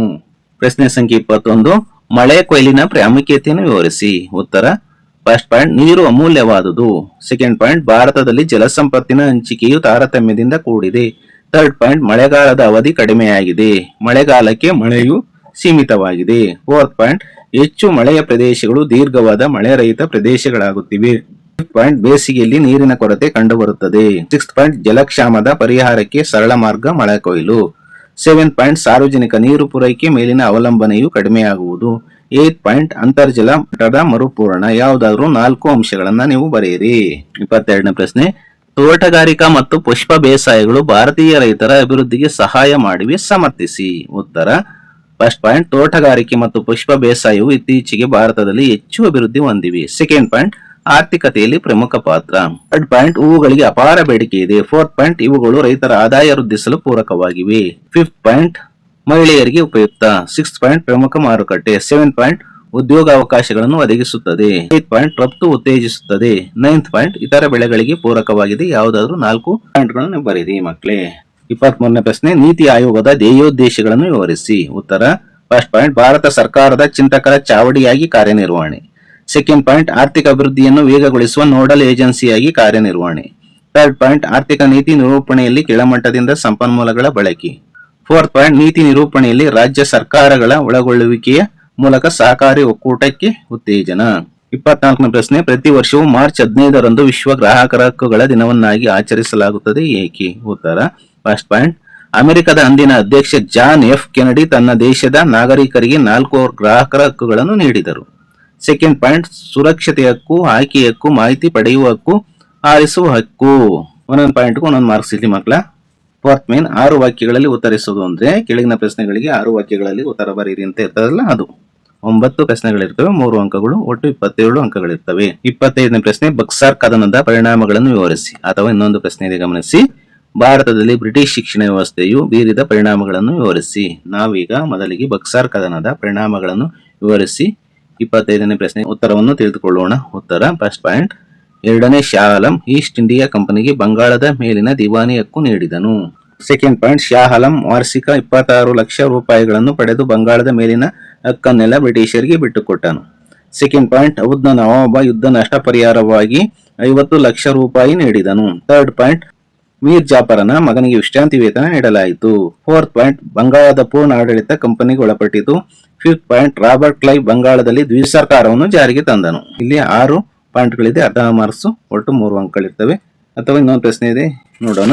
5ನೇ ಪ್ರಶ್ನೆಯಲ್ಲಿ ಭಾರತದಲ್ಲಿ ಬ್ರಿಟಿಷ್ ಶಿಕ್ಷಣ ವ್ಯವಸ್ಥೆಯು ಬೀರಿದ ಪರಿಣಾಮಗಳನ್ನು ವಿವರಿಸಿ. ಈ ಪ್ರಶ್ನೆಗೆ ಉತ್ತರವನ್ನು ತಿಳಿದುಕೊಳ್ಳೋಣ. ಉತ್ತರ ಫಸ್ಟ್ ಪಾಯಿಂಟ್, ಆಧುನಿಕತೆ, ಜಾತ್ಯತೀತತೆ, ಪ್ರಜಾಪ್ರಭುತ್ವದ ಆಲೋಚನೆ ಕ್ರಮದ ಬೆಳವಣಿಗೆ. ಸೆಕೆಂಡ್ ಪಾಯಿಂಟ್, ರಾಷ್ಟ್ರೀಯವಾದಿ ದೃಷ್ಟಿಕೋನದ ಬೆಳವಣಿಗೆ. ಥರ್ಡ್ ಪಾಯಿಂಟ್, ಸ್ಥಳೀಯ ಭಾಷೆಗಳಿಗೆ ಪ್ರೋತ್ಸಾಹ. ಫೋರ್ತ್ ಪಾಯಿಂಟ್, ಭಾರತೀಯ ವಿದ್ಯಾವಂತರ ಆಲೋಚನಾ ಕ್ರಮದಲ್ಲಿ ಒಗ್ಗಟ್ಟು ಅಂದ್ರೆ ನಾವೀನ್ಯತೆ, ಹೊಸತನ. ಫಿಫ್ತ್ ಪಾಯಿಂಟ್, ವೃತ್ತಪತ್ರಿಕೆಗಳು ಹುಟ್ಟಿ ಬೆಳೆಯಲಾರಂಭಿಸಿದವು. ಸಿಕ್ಸ್ತ್ ಪಾಯಿಂಟ್, ಸಾಮಾಜಿಕ ಮತ್ತು ಧಾರ್ಮಿಕ ಸುಧಾರಣಾ ಚಳವಳಿಗಳು. ಸೆವೆಂತ್ ಪಾಯಿಂಟ್, ಆಲೋಚನಾ ನಾವೀನ್ಯತೆ. ಏತ್ ಪಾಯಿಂಟ್, ಭಾರತೀಯ ಸಂಪ್ರದಾಯ ಮತ್ತು ಸಂಸ್ಕೃತಿಗಳ ಅರಿವು. ನೈನ್ತ್ ಪಾಯಿಂಟ್, ವಿವಿಧ ದೇಶಗಳ ಸ್ವಾತಂತ್ರ್ಯ ಹೋರಾಟಗಳಿಂದ ಪ್ರಭಾವಿತರಾದ ಭಾರತೀಯರು. ಯಾವುದಾದ್ರೂ 6 ಪಾಯಿಂಟ್ಗಳನ್ನು ಬರೀರಿ. ಒಂದೊಂದು ಪಾಯಿಂಟ್ಗೆ ಅರ್ಧ ಮಾರ್ಕ್ಸ್ ಇರ್ತದೆ, ಒಟ್ಟು 3 ಅಂಕಗಳಿರ್ತವೆ. ಇನ್ನ ಪ್ರಶ್ನೆ ಮಕ್ಕಳೇ, 26ನೇ ಪ್ರಶ್ನೆ, ಭಾರತದಲ್ಲಿ ಕಂಡುಬರುವ ಅರಣ್ಯಗಳ ಪ್ರಕಾರಗಳು ಯಾವುವು? ಅಥವಾ ಇನ್ನೊಂದು ಪ್ರಶ್ನೆ ಇದೆ ನೋಡಿ, ಭಾರತದ ಪಶ್ಚಿಮ ಕರಾವಳಿಯ ಪ್ರಮುಖ ಬಂದರುಗಳು ಯಾವುವು? ನಾವೀಗ ಈ 2 ಪ್ರಶ್ನೆಗಳಲ್ಲಿ ಮೊದಲನೇ ಪ್ರಶ್ನೆಯಾದ ಭಾರತದಲ್ಲಿ ಕಂಡುಬರುವ ಅರಣ್ಯಗಳ ಪ್ರಕಾರಗಳು ಯಾವುವು, ಈ ಪ್ರಶ್ನೆಗೆ ಉತ್ತರವನ್ನ ತಿಳಿಯೋಣ. ಫಸ್ಟ್ ಪಾಯಿಂಟ್, ನಿತ್ಯ ಹರಿದ್ವರ್ಣದ ಅರಣ್ಯಗಳು. ಸೆಕೆಂಡ್ ಪಾಯಿಂಟ್, ಎಲೆ ಉದುರಿಸುವ ಮಾನ್ಸೂನ್ ಅರಣ್ಯಗಳು. ಥರ್ಡ್ ಪಾಯಿಂಟ್, ಉಷ್ಣವಲಯದ ಹುಲ್ಲುಗಾವಲು ಅರಣ್ಯಗಳು. ಫೋರ್ತ್ ಪಾಯಿಂಟ್, ಮ್ಯಾಂಗ್ರೋವ್ ಅರಣ್ಯಗಳು. ಫಿಫ್ತ್ ಪಾಯಿಂಟ್, ಮರುಭೂಮಿ ಅರಣ್ಯಗಳು. ಸಿಕ್ಸ್ತ್ ಪಾಯಿಂಟ್, ಹಿಮಾಲಯದ ಆಲ್ಪೈನ್ ಅರಣ್ಯಗಳು. 26ನೇ ಪ್ರಶ್ನೆಯಲ್ಲಿ ಇನ್ನೊಂದು ಪ್ರಶ್ನೆ ಇದೆ ನೋಡಿ, ಭಾರತದ ಪಶ್ಚಿಮ ಕರಾವಳಿಯ ಪ್ರಮುಖ ಬಂದರುಗಳು ಯಾವುವು? ಉತ್ತರವನ್ನ ನೋಡಿ ಮಕ್ಕಳೇ. ಉತ್ತರ first point, Kandla. Second point, Mumbai. Third point, Nhava Sheva. Fourth point, Marmagao. Fifth point, Navamangaluru. Sixth point, Kochi. 27ನೇ ಪ್ರಶ್ನೆ, ಗ್ರಾಮೀಣಾಭಿವೃದ್ಧಿಯಲ್ಲಿ ಪಂಚಾಯತ್ ರಾಜ್ ಸಂಸ್ಥೆಗಳು ಪ್ರಮುಖ ಪಾತ್ರ ವಹಿಸುತ್ತವೆ, ದೃಢೀಕರಿಸಿ. ಅಥವಾ ಇನ್ನೊಂದು ಪ್ರಶ್ನೆ ಇದೆ ನೋಡಿ, ಸಾರ್ವಜನಿಕ ಹಣಕಾಸು ವೈಯಕ್ತಿಕ ಹಣಕಾಸಿಗಿಂತ ಭಿನ್ನವಾಗಿದೆ, ದೃಢೀಕರಿಸಿ. ನಾವೀಗ ಮಕ್ಕಳೇ ಮೊದಲಿಗೆ 27ನೇ ಪ್ರಶ್ನೆಯಲ್ಲಿ ಗ್ರಾಮೀಣಾಭಿವೃದ್ಧಿಯಲ್ಲಿ ಪಂಚಾಯತ್ ರಾಜ್ ಸಂಸ್ಥೆಗಳು ಪ್ರಮುಖ ಪಾತ್ರ ವಹಿಸುತ್ತವೆ, ದೃಢೀಕರಿಸಿ. ಈ ಪ್ರಶ್ನೆಗೆ ಉತ್ತರವನ್ನ ತಿಳಿದುಕೊಳ್ಳಿ. ಫಸ್ಟ್ ಪಾಯಿಂಟ್, ಗ್ರಾಮಗಳ ಅಭಿವೃದ್ಧಿಯಲ್ಲಿ ಗ್ರಾಮದ ಜನರು ಪಾಲ್ಗೊಳ್ಳುವಂತೆ ಮಾಡುವುದು. ಸೆಕೆಂಡ್ ಪಾಯಿಂಟ್, ಗ್ರಾಮೀಣ ಮೂಲಸೌಕರ್ಯಗಳ ಅಭಿವೃದ್ಧಿ. ಥರ್ಡ್ ಪಾಯಿಂಟ್, ಪ್ರಾಥಮಿಕ ಮಾಧ್ಯಮಿಕ ಶಿಕ್ಷಣಕ್ಕೆ ಪ್ರೋತ್ಸಾಹ. ಫೋರ್ತ್ ಪಾಯಿಂಟ್, ವಯಸ್ಕರ ಶಿಕ್ಷಣಕ್ಕೆ ಪ್ರೋತ್ಸಾಹ. ಫಿಫ್ತ್ ಪಾಯಿಂಟ್, ತಾಂತ್ರಿಕ ಮತ್ತು ವೃತ್ತಿ ತರಬೇತಿಗೆ ಪ್ರೋತ್ಸಾಹ. ಸಿಕ್ಸ್ತ್ ಪಾಯಿಂಟ್, ಆರೋಗ್ಯ ಮತ್ತು ನೈರ್ಮಲ್ಯ ಸೌಲಭ್ಯಗಳ ವಿಸ್ತರಣೆ. ಸೆವೆಂತ್ ಪಾಯಿಂಟ್, ಗ್ರಾಮೀಣ ಉತ್ಪಾದಕ ಚಟುವಟಿಕೆಗಳ ಅಭಿವೃದ್ಧಿ. ಏತ್ ಪಾಯಿಂಟ್, ಗುಡಿ ಕೈಗಾರಿಕೆಗಳ ಅಭಿವೃದ್ಧಿ. 9 ಪಾಯಿಂಟ್, ಕೃಷಿ ನೀರಾವರಿ ವಿಸ್ತರಣೆ. 10 ಪಾಯಿಂಟ್, ಬಡತನ ಮತ್ತು ನಿರುದ್ಯೋಗ ಹೋಗಲಾಡಿಸುವುದು. 11 ಪಾಯಿಂಟ್, ವಸತಿಹೀನರಿಗೆ ಮನೆಗಳನ್ನು ನಿರ್ಮಿಸಿಕೊಡುವುದು. 12 ಪಾಯಿಂಟ್, ಪಡಿತರ ವ್ಯವಸ್ಥೆ ಬಲಪಡಿಸುವುದು. 13 ಪಾಯಿಂಟ್, ಸಮಾಜ ಕಲ್ಯಾಣ ಸೇವೆಗಳನ್ನು ಒದಗಿಸುವುದು. 14 ಪಾಯಿಂಟ್, ಮಹಿಳಾ ಸ್ವಸಹಾಯ ಸಂಘಗಳಿಗೆ ಪ್ರೋತ್ಸಾಹ. 15 ಪಾಯಿಂಟ್, ಗ್ರಾಮೀಣ ಕಲೆ ಮತ್ತು ಸಂಸ್ಕೃತಿ ಶ್ರೀಮಂತಗೊಳಿಸುವುದು. 16 ಪಾಯಿಂಟ್, ಸಾಮಾಜಿಕ ಕಲ್ಯಾಣ ಕಾರ್ಯಕ್ರಮಗಳು. ಯಾವುದಾದ್ರೂ 6 ಪಾಯಿಂಟ್ಗಳನ್ನು ನೀವು ಬರೀರಿ. ಅರ್ಧ ಮಾರ್ಕ್ಸಿನಂತೆ 3 ಅಂಕಗಳು ಬರ್ತವೆ. 27ನೇ ಪ್ರಶ್ನೆಯಲ್ಲಿ ಅಥವಾ ಅಂತೇಳಿ ಗಮನಿಸಿ. ಇನ್ನೊಂದು ಪ್ರಶ್ನೆ ಇದೆಯಲ್ಲ, ಅದನ್ನು ನೋಡಿ. ಸಾರ್ವಜನಿಕ ಹಣಕಾಸು ವೈಯಕ್ತಿಕ ಹಣಕಾಸಿಗಿಂತ ಭಿನ್ನವಾಗಿದೆ, ದೃಢೀಕರಿಸಿ. ಈ ಪ್ರಶ್ನೆಗೆ ಉತ್ತರವನ್ನು ತಿಳಿದುಕೊಳ್ಳೋಣ. ಇಲ್ಲಿ ಅಥವಾ ಅಂತ ಇದೆ ನೋಡಿ. ಇಲ್ಲಿ ವೈಯಕ್ತಿಕ ಹಣಕಾಸು, ಸಾರ್ವಜನಿಕ ಹಣಕಾಸು ಅಂತ ಈ ರೀತಿ ನೀವು ಒಂದು ಚಾರ್ಟ್ ಅನ್ನು ಮಾಡಿಕೊಂಡು ಉತ್ತರವನ್ನು ಬರೆಯಿರಿ. ಮೊದಲಿಗೆ ವೈಯಕ್ತಿಕ ಹಣಕಾಸು. ಫಸ್ಟ್ ಪಾಯಿಂಟ್, ಒಬ್ಬ ವ್ಯಕ್ತಿ ಅಥವಾ ಕುಟುಂಬದ ಆದಾಯ ವೆಚ್ಚಗಳಿಗೆ ಸಂಬಂಧಿಸಿದೆ. ಸೆಕೆಂಡ್ ಒನ್, ಸಾರ್ವಜನಿಕ ಹಣಕಾಸು. ಫಸ್ಟ್ ಪಾಯಿಂಟ್, ಸರ್ಕಾರದ ಆದಾಯ ವೆಚ್ಚಗಳಿಗೆ ಸಂಬಂಧಿಸಿದೆ. ವೈಯಕ್ತಿಕ ಹಣಕಾಸು. ಸೆಕೆಂಡ್ ಪಾಯಿಂಟ್, ಆದಾಯಕ್ಕೆ ತಕ್ಕಂತೆ ವೆಚ್ಚ ಮಾಡಲಾಗುತ್ತದೆ. ಸಾರ್ವಜನಿಕ ಹಣಕಾಸು. ಸೆಕೆಂಡ್ ಪಾಯಿಂಟ್, ವೆಚ್ಚಗಳಿಗೆ ತಕ್ಕಂತೆ ಆದಾಯವನ್ನು ಹೊಂದಿಸಲಾಗುತ್ತದೆ. ವೈಯಕ್ತಿಕ ಹಣಕಾಸು. ಥರ್ಡ್ ಪಾಯಿಂಟ್, ಹಣಕಾಸಿನ ವ್ಯವಹಾರಗಳನ್ನು ಗೌಪ್ಯವಾಗಿ ಇಡಲಾಗುತ್ತದೆ, ಅಂದ್ರೆ ಸೀಕ್ರೆಟ್ ಆಗಿ, ಅಂದ್ರೆ ನಿಗೂಢವಾಗಿ ಇಡಲಾಗುತ್ತದೆ. ಸಾರ್ವಜನಿಕ ಹಣಕಾಸು. ಥರ್ಡ್ ಪಾಯಿಂಟ್, ಶಾಸನ ಸಭೆಗಳಲ್ಲಿ ಚರ್ಚಿಸಲಾಗುತ್ತದೆ ಹಾಗೂ ಮಾಧ್ಯಮಗಳಲ್ಲಿ ಪ್ರಚಾರ ಮಾಡಲಾಗುತ್ತದೆ. ವೈಯಕ್ತಿಕ ಹಣಕಾಸು. ಫೋರ್ತ್ ಪಾಯಿಂಟ್, ಉಳಿತಾಯ ವ್ಯಕ್ತಿ ಅಥವಾ ಕುಟುಂಬದ ಪ್ರಗತಿಗೆ ಪೂರಕ. ಸಾರ್ವಜನಿಕ ಹಣಕಾಸು. ಫೋರ್ತ್ ಪಾಯಿಂಟ್, ಸರ್ಕಾರ ಉಳಿತಾಯ ಮಾಡಿದರೆ ದೇಶದ ಅಭಿವೃದ್ಧಿ ಕುಂಠಿತಗೊಳ್ಳುತ್ತದೆ. ಯಾವುದಾದ್ರೂ 3 ಪಾಯಿಂಟ್ಗಳನ್ನು ಬರೀರಿ. 28ನೇ ಪ್ರಶ್ನೆ, ಅಂಚೆ ಕಚೇರಿಗಳು ನಿರ್ವಹಿಸುವ ಹಣಕಾಸಿನ ವ್ಯವಹಾರಗಳನ್ನು ವಿವರಿಸಿ. ಅಥವಾ ಇನ್ನೊಂದು ಪ್ರಶ್ನೆ ಇದೆ ನೋಡಿ, ಒಂದು ದೇಶದ ಆರ್ಥಿಕ ಅಭಿವೃದ್ಧಿಯಲ್ಲಿ ಉದ್ಯಮಿಗಳ ಪಾತ್ರವನ್ನು ವಿವರಿಸಿ. ಮೊದಲಿಗೆ 28ನೇ ಪ್ರಶ್ನೆಯಲ್ಲಿ ಅಂಚೆ ಕಚೇರಿಗಳು ನಿರ್ವಹಿಸುವ ಹಣಕಾಸಿನ ವ್ಯವಹಾರಗಳನ್ನು ವಿವರಿಸಿ. ಪ್ರಶ್ನೆಗೆ ಉತ್ತರವನ್ನ ತಿಳಿಯಿರಿ. ಫಸ್ಟ್ ಪಾಯಿಂಟ್, ರಾಷ್ಟ್ರೀಯ ಉಳಿತಾಯ ಪತ್ರ. ಸೆಕೆಂಡ್ ಪಾಯಿಂಟ್, ಅಂಚೆ ಉಳಿತಾಯ ಖಾತೆ. ಥರ್ಡ್ ಪಾಯಿಂಟ್, ಕಿಸಾನ್ ವಿಕಾಸ ಪತ್ರ. ಫೋರ್ತ್ ಪಾಯಿಂಟ್, ಅಂಚೆ ವಿಮೆ ಯೋಜನೆ. ಫಿಫ್ತ್ ಪಾಯಿಂಟ್, ನಿವೃತ್ತಿ ವೇತನ. ಸಿಕ್ಸ್ತ್ ಪಾಯಿಂಟ್, ಹಣ ವರ್ಗಾವಣೆ. 7 ಪಾಯಿಂಟ್, ಮಾಹೆಯಾನ ತೀರು ಠೇವಣಿಗಳು. 8 ಪಾಯಿಂಟ್, ವಿವಿಧ ಬಿಲ್ಗಳ ಪಾವತಿ. 9 ಪಾಯಿಂಟ್, ಡೆಬಿಟ್ ಕಾರ್ಡ್ ಅಂದ್ರೆ ATM. ಯಾವುದಾದ್ರೂ 6 ಪಾಯಿಂಟ್ಗಳನ್ನು ಬರೀರಿ. 28ನೇ ಪ್ರಶ್ನೆಯಲ್ಲಿ ಅಥವಾ ಇನ್ನೊಂದು ಪ್ರಶ್ನೆ ಇದೆ ನೋಡಿ, ಒಂದು ದೇಶದ ಆರ್ಥಿಕ ಅಭಿವೃದ್ಧಿಯಲ್ಲಿ ಉದ್ಯಮಿಗಳ ಪಾತ್ರವನ್ನು ವಿವರಿಸಿ. ಉತ್ತರವನ್ನು ತಿಳಿದುಕೊಳ್ಳೋಣ. ಫಸ್ಟ್ ಪಾಯಿಂಟ್, ಜನರ ಉಳಿತಾಯವನ್ನು ಬಂಡವಾಳ ರೂಪದಲ್ಲಿ ಸಂಗ್ರಹಿಸುತ್ತಾರೆ. ಸೆಕೆಂಡ್ ಪಾಯಿಂಟ್, ಉದ್ಯೋಗಗಳನ್ನು ಒದಗಿಸುತ್ತಾರೆ. ಥರ್ಡ್ ಪಾಯಿಂಟ್, ದೇಶದ ಆದಾಯ ಮತ್ತು ತಲಾ ವರಮಾನವನ್ನು ಹೆಚ್ಚಿಸುತ್ತಾರೆ. ಫೋರ್ತ್ ಪಾಯಿಂಟ್, ಮಾರುಕಟ್ಟೆಗಳನ್ನು ಅಭಿವೃದ್ಧಿಪಡಿಸುತ್ತಾರೆ. ಫಿಫ್ತ್ ಪಾಯಿಂಟ್, ಉತ್ತಮ ವಸ್ತುಗಳನ್ನು ಕಡಿಮೆ ದರದಲ್ಲಿ ಒದಗಿಸುತ್ತಾರೆ. ಸಿಕ್ಸ್ತ್ ಪಾಯಿಂಟ್, ಜನರ ಜೀವನ ಮಟ್ಟ ಉತ್ತಮಗೊಳಿಸಲು ಶ್ರಮಿಸುತ್ತಾರೆ. 7 ಪಾಯಿಂಟ್, ಕೈಗಾರಿಕೆಗಳನ್ನು ಅಭಿವೃದ್ಧಿಪಡಿಸುತ್ತಾರೆ. 8 ಪಾಯಿಂಟ್, ಗ್ರಾಮಾಂತರ ಪ್ರದೇಶಗಳಲ್ಲಿ ಕೈಗಾರಿಕೆಗಳನ್ನು ಸ್ಥಾಪಿಸುತ್ತಾರೆ. 9 ಪಾಯಿಂಟ್, ಸಮಾಜದ ಏಳಿಗೆಗೆ ಸಹಾಯ ಮಾಡುತ್ತಾರೆ. 10 ಪಾಯಿಂಟ್, ದೇಶದ ರಫ್ತು ವ್ಯಾಪಾರವನ್ನು ಹೆಚ್ಚಿಸುತ್ತಾರೆ. 11 ಪಾಯಿಂಟ್, ಹೊಸ ಬದಲಾವಣೆಗಳನ್ನು ರೂಢಿಗೆ ತರುತ್ತಾರೆ. 12 ಪಾಯಿಂಟ್, ಕೌಶಲ್ಯ ಅಭಿವೃದ್ಧಿಗೆ ಉತ್ತೇಜನ. 13 ಪಾಯಿಂಟ್, ಆದಾಯ ಮತ್ತು ಸಂಪತ್ತಿನ ಕೇಂದ್ರೀಕರಣವನ್ನು ತಡೆಗಟ್ಟುತ್ತದೆ. ಯಾವುದಾದ್ರೂ 6 ಪಾಯಿಂಟ್ಗಳನ್ನು ನೀವು ಬರೀರಿ. 29ನೇ ಪ್ರಶ್ನೆ, ಶ್ರೀ ನಾರಾಯಣ ಗುರು ಧರ್ಮ ಪರಿಪಾಲನಾ ಯೋಗಂ ಜಾರಿಗೆ ತಂದ ಸುಧಾರಣಾ ಕಾರ್ಯಗಳಾವುವು? ಉತ್ತರವನ್ನು ನೋಡೋಣ. ಫಸ್ಟ್ ಪಾಯಿಂಟ್, ಹಿಂದುಳಿದ ಮತ್ತು ಶೋಷಣೆಗೊಳಗಾದ ಸಮುದಾಯಗಳ ಮತ್ತು ಮಹಿಳೆಯರ ಸಬಲೀಕರಣ, ಶಿಕ್ಷಣವೇ ಮಾರ್ಗ. ಸೆಕೆಂಡ್ ಪಾಯಿಂಟ್, ಮನುಷ್ಯ ಘನತೆಯಿಂದ ಬದುಕುವ ಸಮಾಜದ ನಿರ್ಮಾಣದ ಉದ್ದೇಶ. ಥರ್ಡ್ ಪಾಯಿಂಟ್, ಸಾಮಾಜಿಕ ಪ್ರತಿರೋಧದ ಚಳವಳಿಗಳ ಪ್ರಾರಂಭ. ಫೋರ್ತ್ ಪಾಯಿಂಟ್, ಪ್ರಮುಖ ಆಶಯ ಮಾನವ ಕುಲಕ್ಕೆ ಒಂದೇ ಜಾತಿ, ಒಂದೇ ಧರ್ಮ ಮತ್ತು ಒಬ್ಬನೇ ದೇವರು. ಫಿಫ್ತ್ ಪಾಯಿಂಟ್, ಪರ್ಯಾಯ ದೇವಾಲಯಗಳ ಸ್ಥಾಪನೆ. ಸಿಕ್ಸ್ತ್ ಪಾಯಿಂಟ್, ವೈಕಂ ಸತ್ಯಾಗ್ರಹ, ದೇವಾಲಯ ಪ್ರವೇಶ ಚಳವಳಿ. 7th ಪಾಯಿಂಟ್, ಗುರುವಾಯೂರು ದೇವಾಲಯ ಪ್ರವೇಶ ಚಳವಳಿ. ಯಾವುದಾದ್ರು 6 ಪಾಯಿಂಟ್ಗಳನ್ನು ಬರೀರಿ. 30ನೇ ಪ್ರಶ್ನೆ, ಭಾರತದ ಪ್ರಥಮ ಸ್ವಾತಂತ್ರ್ಯ ಸಂಗ್ರಾಮಕ್ಕೆ ಆರ್ಥಿಕ ಕಾರಣಗಳನ್ನು ವಿವರಿಸಿ. ಉತ್ತರವನ್ನ ವಿಶ್ಲೇಷಿಸೋಣ ಮಕ್ಕಳೇ. ಫಸ್ಟ್ ಪಾಯಿಂಟ್, ಇಂಗ್ಲೆಂಡಿನಲ್ಲಿ ಕೈಗಾರಿಕಾ ಕ್ರಾಂತಿ. ಸೆಕೆಂಡ್ ಪಾಯಿಂಟ್, ಕರಕುಶಲತೆ ಮತ್ತು ದೇಶೀಯ ಕೈಗಾರಿಕೆಗಳು ಕ್ಷೀಣಿಸಿದವು. ಥರ್ಡ್ ಪಾಯಿಂಟ್, ಕರಕುಶಲಗಾರರು ನಿರುದ್ಯೋಗಿಗಳಾದರು. ಫೋರ್ತ್ ಪಾಯಿಂಟ್, ನೇಕಾರಿಕೆ ವೃತ್ತಿಯವರು ಉದ್ಯೋಗ ಕಳೆದುಕೊಂಡರು. ಫಿಫ್ತ್ ಪಾಯಿಂಟ್, ಗೃಹ ಕೈಗಾರಿಕೆಗಳು ನಷ್ಟ ಅನುಭವಿಸಿದವು. ಸಿಕ್ಸ್ತ್ ಪಾಯಿಂಟ್, ಭಾರತದ ವಸ್ತುಗಳ ಮೇಲೆ ದುಬಾರಿ ಸುಂಕ. 7th ಪಾಯಿಂಟ್, ಜಮೀನ್ದಾರರು ರೈತರನ್ನು ಶೋಷಿಸಿದರು. 8th ಪಾಯಿಂಟ್, ತಾಲೂಕುದಾರರ ಹಕ್ಕುಗಳನ್ನು ಹಿಂಪಡೆಯಲಾಯಿತು. 9th ಪಾಯಿಂಟ್, ಇನಾಂ ಭೂಮಿ ಹಿಂಪಡೆಯಲಾಯಿತು. 10th ಪಾಯಿಂಟ್, ಕೃಷಿಕರು ಹವಾಮಾನ ಮತ್ತು ಆರ್ಥಿಕ ಸಂಕಷ್ಟ ಅನುಭವಿಸಿದರು. ಯಾವುದಾದ್ರೂ 6 ಪಾಯಿಂಟ್ಗಳನ್ನು ನೀವು ಬರೀರಿ. 31ನೇ ಪ್ರಶ್ನೆ, ಭಯೋತ್ಪಾದನೆಯು ಜಾಗತಿಕ ಭದ್ರತೆಗೆ ಆತಂಕಕಾರಿಯಾಗಿದೆ ಹೇಗೆ? ಉತ್ತರ, ಫಸ್ಟ್ ಪಾಯಿಂಟ್ ವ್ಯಕ್ತಿಗಳ ಪ್ರಾಣಹಾನಿ, ಸೆಕೆಂಡ್ ಪಾಯಿಂಟ್ ಆಸ್ತಿ ಪಾಸ್ತಿಗಳ ನಷ್ಟ ಉಂಟು ಮಾಡುತ್ತದೆ, ಥರ್ಡ್ ಪಾಯಿಂಟ್ ಆರ್ಥಿಕ ಅಭಿವೃದ್ಧಿಗೆ ತಡೆ, ಫೋರ್ತ್ ಪಾಯಿಂಟ್ ಸಾಮಾಜಿಕ ಸಂಸ್ಕೃತಿಗೆ ಧಕ್ಕೆ, ಫಿಫ್ತ್ ಪಾಯಿಂಟ್ ಮಾನಸಿಕ ವೇದನೆ ಉಂಟು ಮಾಡುತ್ತದೆ, ಸಿಕ್ಸ್ತ್ ಪಾಯಿಂಟ್ ಕಾನೂನು ಸುವ್ಯವಸ್ಥೆಯ ನಿರ್ವಹಣೆಗೆ ಅಡ್ಡಿ.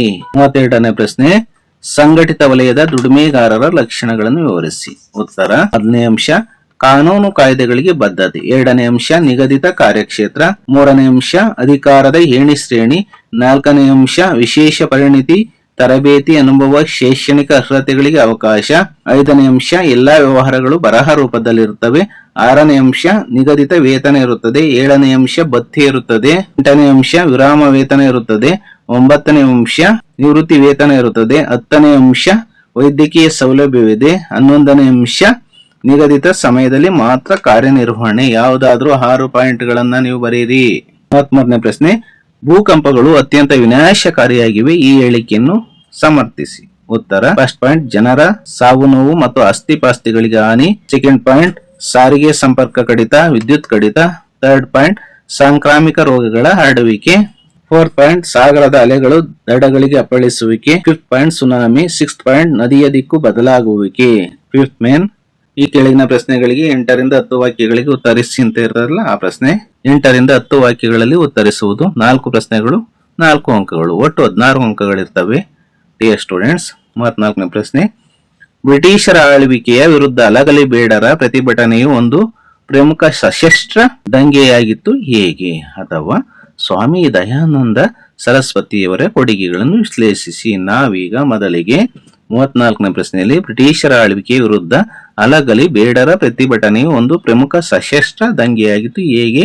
ಈ ಪ್ರಶ್ನೆಗೆ ಉತ್ತರವನ್ನು ತಿಳಿದುಕೊಳ್ಳೋಣ. ಫಸ್ಟ್ ಪಾಯಿಂಟ್, ಬಾಗಲಕೋಟೆ ಮುಧೋಳ ತಾಲೂಕು ಅಲಗಲಿ ಪುಟ್ಟ ಗ್ರಾಮ.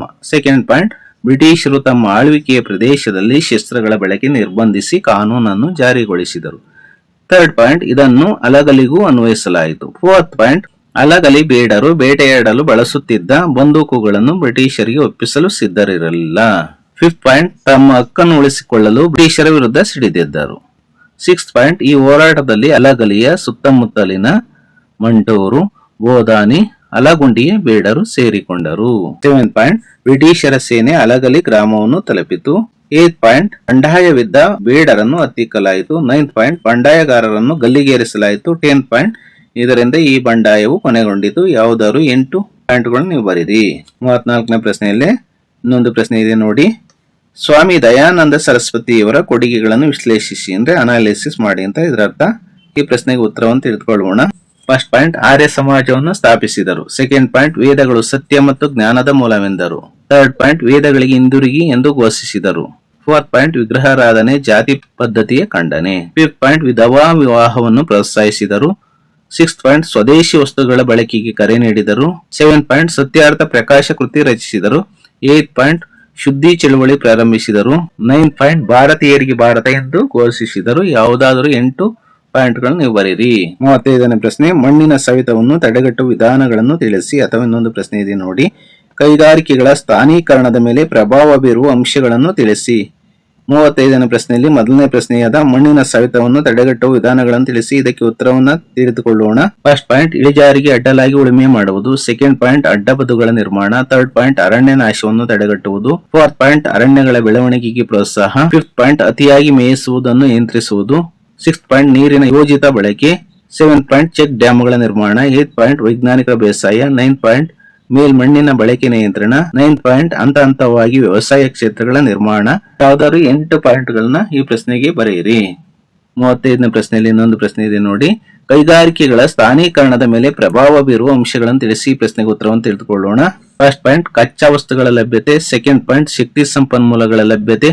ಥರ್ಡ್ ಪಾಯಿಂಟ್, ಮಾರುಕಟ್ಟೆ ಸೌಲಭ್ಯ. ಫೋರ್ತ್ ಪಾಯಿಂಟ್, ಸಂಚಾರ ಸೌಲಭ್ಯ. ಫಿಫ್ತ್ ಪಾಯಿಂಟ್, ಕಾರ್ಮಿಕರ ಪೂರೈಕೆ. 6th ಪಾಯಿಂಟ್, ಬಂದರುಗಳ ಸೌಲಭ್ಯ. 7th ಪಾಯಿಂಟ್, ಕಡಿಮೆ ದರದ ಭೂಮಿ ದೊರೆಯುವಿಕೆ. 8th ಪಾಯಿಂಟ್, ತಾಂತ್ರಿಕತೆ. 9th ಪಾಯಿಂಟ್, ಸರ್ಕಾರದ ನೀತಿ ನಿಯಮಗಳು. ಯಾವುದಾದ್ರೂ 8 ಪಾಯಿಂಟ್ಗಳನ್ನ ಈ ಪ್ರಶ್ನೆಗೆ ಉತ್ತರವನ್ನಾಗಿ ಬರೆಯಿರಿ. 36ನೇ ಪ್ರಶ್ನೆ, ಭಾರತದ ಸ್ವಾತಂತ್ರ್ಯ ಹೋರಾಟದಲ್ಲಿ ತೀವ್ರಗಾಮಿಗಳ ಪಾತ್ರವನ್ನು ತಿಳಿಸಿ.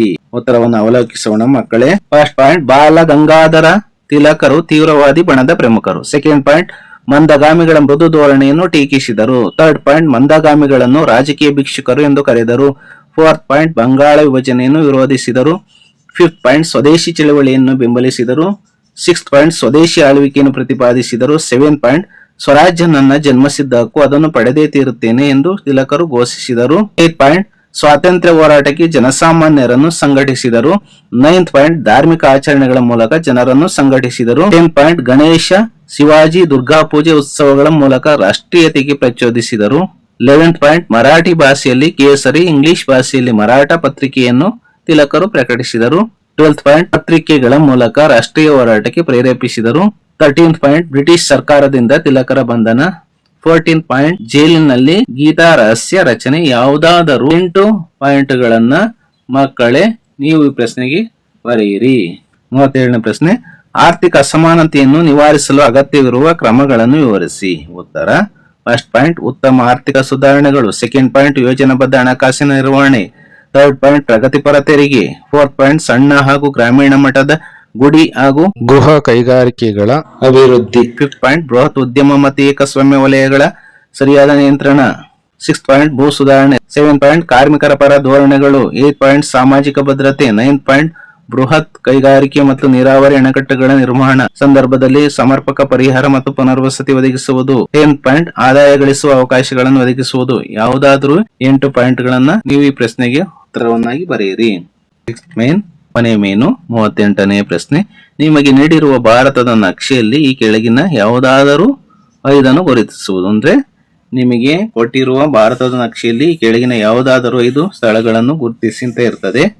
ಪ್ರಶ್ನೆ ಪತ್ರಿಕೆಯಲ್ಲಿ 10 ಸ್ಥಳಗಳನ್ನ ಕೊಟ್ಟಿರ್ತಾರೆ. ನೀವು 5 ಸ್ಥಳಗಳನ್ನ ಭಾರತದ ಭೂಪಟದಲ್ಲಿ ಗುರುತಿಸಬೇಕಾಗ್ತದೆ. 5 × 1 = 5 ಅಂಕಗಳಿರ್ತವೆ. ಇಲ್ಲಿ ಸ್ಥಳಗಳನ್ನು ನೋಡಿ. ಎ, ಕರ್ಕಾಟಕ ಸಂಕ್ರಾಂತಿ ವೃತ್ತ. ಬಿ, ಮಲಬಾರ್ ತೀರ. ಸಿ, ಬಾಕ್ರಾನಂಗಲ್ ಅಣೆಕಟ್ಟು. ಡಿ, ಇಂದಿರಾ ಗಾಂಧಿ ಅಂತಾರಾಷ್ಟ್ರೀಯ ವಿಮಾನ ನಿಲ್ದಾಣ. E, Bhadravati. F, Kalpakkam. G, Bombay high. H, Koyna. I, Durgapur. J, Shillong. ಉತ್ತರವನ್ನು ನೋಡೋಣ. ಹಾಗಾದ್ರೆ ವಿದ್ಯಾರ್ಥಿ ಮತ್ತು ವಿದ್ಯಾರ್ಥಿನಿ ಮಿತ್ರರೇ, ನಿಮಗೆ ವಾರ್ಷಿಕ ಪರೀಕ್ಷೆಯಲ್ಲಿ ಮ್ಯಾಪ್ ಕೊಟ್ಟಿರ್ತಾರೆ, ಅದನ್ನು ನೀವು ಗುರುತಿಸಬೇಕಾಗ್ತದೆ. ನಾವೀಗ ಭಾರತದ ಭೂಪಟದಲ್ಲಿ ಸ್ಥಳಗಳನ್ನು ಗುರುತಿಸೋಣ. ವಿದ್ಯಾರ್ಥಿನಿ ಮಿತ್ರರೇ, ಭಾರತದ ಭೂಪಟವನ್ನು ಗಮನಿಸಿ. ಉತ್ತರ, ದಕ್ಷಿಣ, ಪೂರ್ವ, ಪಶ್ಚಿಮ. ಮೊದಲಿಗೆ ಎ, ಕರ್ಕಾಟಕ ಸಂಕ್ರಾಂತಿ ವೃತ್ತ. ಬಿ, ಮಲಬಾರ್ ತೀರ. ಸಿ, ಬಾಕ್ರಾನಂಗಲ್ ಅಣೆಕಟ್ಟು. ಡಿ, ಇಲ್ಲಿದೆ ನೋಡಿ ಇಂದಿರಾ ಗಾಂಧಿ ಅಂತಾರಾಷ್ಟ್ರೀಯ ವಿಮಾನ ನಿಲ್ದಾಣ. ಈ ಭಾಗದಲ್ಲಿ ಇದೆ ನೋಡಿ ಭದ್ರಾವತಿ. ಎಫ್, ಕಲ್ಪಾಕಂ ಈ ಭಾಗದಲ್ಲಿ ಇದೆ ನೋಡಿ. G, Bombay high. H, Koyna ಇಲ್ಲಿದೆ ನೋಡಿ. ಐ, ದುರ್ಗಾಪುರ ಈ ಭಾಗ. ಜೆ, ಸಿಲ್ಲಾಂಗ್. ಇದಿಷ್ಟು ಭಾರತದ ಭೂಪಟದ ಸ್ಥಳಗಳಾಗಿದ್ದಾವೆ. ಡಿಯರ್ ಸ್ಟೂಡೆಂಟ್ಸ್, ನಮ್ಮ ಯೂಟ್ಯೂಬ್ ಚಾನಲ್ನ ಸಬ್ಸ್ಕ್ರೈಬ್ ಮಾಡ್ಕೊಳ್ಳೋದನ್ನ ಮರಿಬೇಡಿ ಹಾಗೂ ಶೇರ್ ಮಾಡಿ ನಿಮ್ಮ ಗೆಳೆಯ ಗೆಳತಿಯರಿಗೂ ಸಹ ಈ ವಿಡಿಯೋವನ್ನ. 6th ಮೇನಲ್ಲಿ 38ನೇ ಪ್ರಶ್ನೆಯಲ್ಲಿ ಇದನ್ನ ಯಾರು ಬರಿಬೇಕಪ್ಪ ಅಂದ್ರೆ ದೃಷ್ಟಿ ವಿಕಲಾಚೇತನ ವಿದ್ಯಾರ್ಥಿಗಳಿಗೆ ಪರ್ಯಾಯ ಪ್ರಶ್ನೆ. ಅಂದ್ರೆ ಕೂಡಿರ್ತಾರಲ್ಲ ಬ್ಲೈಂಡ್ ಸ್ಟೂಡೆಂಟ್ಸ್, ಅವ್ರಿಗಿರುವಂತ ಆಲ್ಟರ್ನೇಟ್ ಕ್ವಶನ್ ಇದು. ಪ್ರಶ್ನೆ ಸಂಖ್ಯೆ 38 ಬದಲಿಗೆ ಅವ್ರು ಬರಿಬೇಕಾಗ್ತದೆ. ಕನ್ಫ್ಯೂಸ್ ಮಾಡ್ಕೋಬೇಡಿ. ನೀವು ಕಣ್ಣಿನ ದೃಷ್ಟಿ ಚೆನ್ನಾಗಿರೋರು ವಿದ್ಯಾರ್ಥಿ ಮಿತ್ರರು ಬರೆಯಬಾರದು. ಅರ್ಥವಾಯ್ತಲ್ಲ? ವಿವಿಧೋದ್ದೇಶ ನದಿ ಕಣಿವೆ ಯೋಜನೆಗಳ ಉದ್ದೇಶಗಳೇನು ಅಥವಾ ಹಿಮಾಲಯ ಪರ್ವತಗಳ ಪ್ರಯೋಜನಗಳೇನು? 2 ಪ್ರಶ್ನೆಗಳಿರ್ತವೆ. ದೃಷ್ಟಿ ವಿಕಲಾಚೇತನ ವಿದ್ಯಾರ್ಥಿಗಳು ಈ ಪ್ರಶ್ನೆಗೆ ಉತ್ತರವನ್ನು ಬರೀಬೇಕಾಗ್ತದೆ. ಮೊದಲಿಗೆ ವಿವಿಧೋದ್ದೇಶ ನದಿ ಕಣಿವೆ ಯೋಜನೆಗಳ ಉದ್ದೇಶಗಳೇನು? ಈ ಪ್ರಶ್ನೆಗೆ ಉತ್ತರವನ್ನು ತಿಳಿದುಕೊಳ್ಳೋಣ. ಉತ್ತರ: ಫಸ್ಟ್ ಪಾಯಿಂಟ್, ನೀರಾವರಿ ಸೌಲಭ್ಯ. ಸೆಕೆಂಡ್ ಪಾಯಿಂಟ್, ವಿದ್ಯುತ್ ಶಕ್ತಿ ಉತ್ಪಾದನೆ. ಥರ್ಡ್ ಪಾಯಿಂಟ್, ಪ್ರವಾಹ ನಿಯಂತ್ರಣ. ಫೋರ್ತ್ ಪಾಯಿಂಟ್, ನೌಕಾಯಾನ. ಫಿಫ್ತ್ ಪಾಯಿಂಟ್, ಗೃಹ ಬಳಕೆ. ಸಿಕ್ಸ್ತ್ ಪಾಯಿಂಟ್, ಕೈಗಾರಿಕೆಗಳಿಗೆ ನೀರನ್ನು ಒದಗಿಸುವುದು. 7th ಪಾಯಿಂಟ್, ಮಣ್ಣಿನ ಸವಕಳಿ ನಿಯಂತ್ರಣ. 8th ಪಾಯಿಂಟ್, ಮೀನುಗಾರಿಕೆ ಅಭಿವೃದ್ಧಿ. 9th ಪಾಯಿಂಟ್, ಅರಣ್ಯ ಸಂಪತ್ತು ಅಭಿವೃದ್ಧಿ. 10th ಪಾಯಿಂಟ್, ಮನೋರಂಜನೆ. 10 ಪಾಯಿಂಟ್ಗಳಿದಾವೆ. ಇಷ್ಟು ಈ ಪ್ರಶ್ನೆಗೆ ಉತ್ತರವಾಗಿದೆ. 38ನೇ ಪ್ರಶ್ನೆಯಲ್ಲಿ ಇನ್ನೊಂದು ಪ್ರಶ್ನೆ ಇದೆ ನೋಡಿ, ಗಮನಿಸಿ ಡಿಯರ್ ಸ್ಟೂಡೆಂಟ್ಸ್. 38ನೇ ಪ್ರಶ್ನೆಯಲ್ಲಿ ಇನ್ನೊಂದು ಪ್ರಶ್ನೆ ಇದೆಯಲ್ಲ, ಹಿಮಾಲಯ ಪರ್ವತಗಳ ಪ್ರಯೋಜನಗಳೇನು? ಇದಕ್ಕೆ ಉತ್ತರ: ಫಸ್ಟ್ ಪಾಯಿಂಟ್, ಜನಜೀವನದ ಮೇಲೆ ಅಪಾರ ಪ್ರಭಾವ. ಸೆಕೆಂಡ್ ಪಾಯಿಂಟ್, ಭಾರತಕ್ಕೆ ರಕ್ಷಣೆ. ಥರ್ಡ್ ಪಾಯಿಂಟ್, ಉತ್ತರ ಏಷ್ಯಾದಿಂದ ಬೀಸುವ ಶೀತಗಾಳಿ ತಡೆಯುತ್ತದೆ. 4th ಪಾಯಿಂಟ್, ನದಿಗಳ ಉಗಮಸ್ಥಾನ. 5th ಪಾಯಿಂಟ್, ಜಲವಿದ್ಯುತ್ ಶಕ್ತಿ ಉತ್ಪಾದನೆಗೆ ಅನುಕೂಲ. 6th ಪಾಯಿಂಟ್, ವಿಶಾಲವಾದ ಮೈದಾನ ನಿರ್ಮಿಸಿದೆ. 7th ಪಾಯಿಂಟ್, ವೈವಿಧ್ಯಮಯ ಸಸ್ಯ ಮತ್ತು ಪ್ರಾಣಿ ಸಂಕುಲಕ್ಕೆ ಆಶ್ರಯ.